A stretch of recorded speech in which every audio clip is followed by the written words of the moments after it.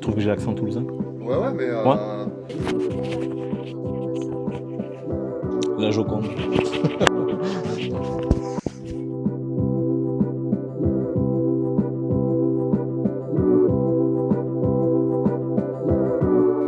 Alors, je m'appelle José Santos, tout simplement. Mon nom et prénom.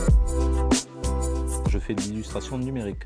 En 2022, j'ai travaillé sur un concours de packaging pour Nike que j'ai publié sur LinkedIn et c'est devenu viral. Sur LinkedIn, ça a été vu par plus d'1 million de personnes, ce qui a boosté ma visibilité et lancé ma carrière d'illustrateur. À partir de là, j'ai été contacté par des startups, des entreprises pour travailler avec et petit à petit, ça a construit mon portfolio, ce qui a permis d'être plus visible auprès des marques et j'ai été contacté par d'autres marques. Donc un petit coup de boost par rapport à ça et c'est ça qui m'a permis de passer directement du design graphique que je faisais avant, tout ce qui est logo, identité visuelle, à l'illustration. Je me suis focalisé là-dessus. Alors, mon univers, c'est un univers moderne, coloré, joyeux, optimiste et très graphique. L'inspiration me vient de tout un tas de choses, ça peut être le design, l'architecture, la pop culture, le cinéma, la musique, toutes mes influences en fait. Le sujet favori dans mes illustrations, il tourne beaucoup autour du sport. Tu fais beaucoup le sport? Pas du tout, à part le tennis, je suis un fan de tennis, mais j'ai pas de sujet de prédilection, je peux faire tout. Alors une technique, oui, alors en fait la technique c'est plutôt en 3 temps.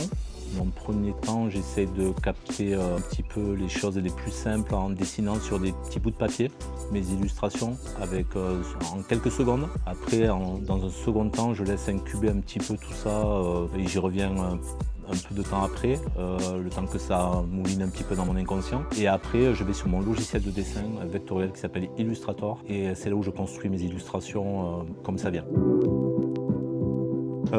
Oui, un processus, c'est ça, c'est toujours avoir un petit bout de papier à portée de soi et essayer de capter son idée sur ce bout de papier en quelques secondes seulement. Voilà, ça c'est mon process, essayer de capter que ce soit si je dois dessiner un monument, je vais avoir une image de référence et ensuite je vais essayer de le capter en quelques secondes sur le papier. Comme ça enlève tout le superflu et ça garde uniquement l'essentiel. Il y a toute une recherche, j'ai un mood board, il y a une recherche sur les sujets, sur ce que je vais aborder. Et après, je laisse la création prendre forme quand je suis sur mon logiciel du dessin. C'est là où je m'exprime. L'idéal artistique serait être reconnu comme un artiste singulier, avec son propre style, être mondialement reconnu, travailler avec des plus grandes marques. Voilà, c'est mon idéal artistique.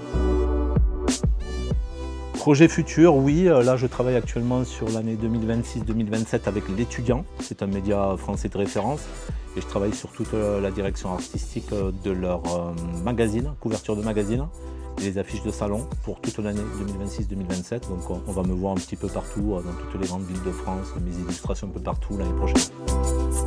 Mon dernier kiff, j'ai fait une fresque pour Decathlon City de Nice.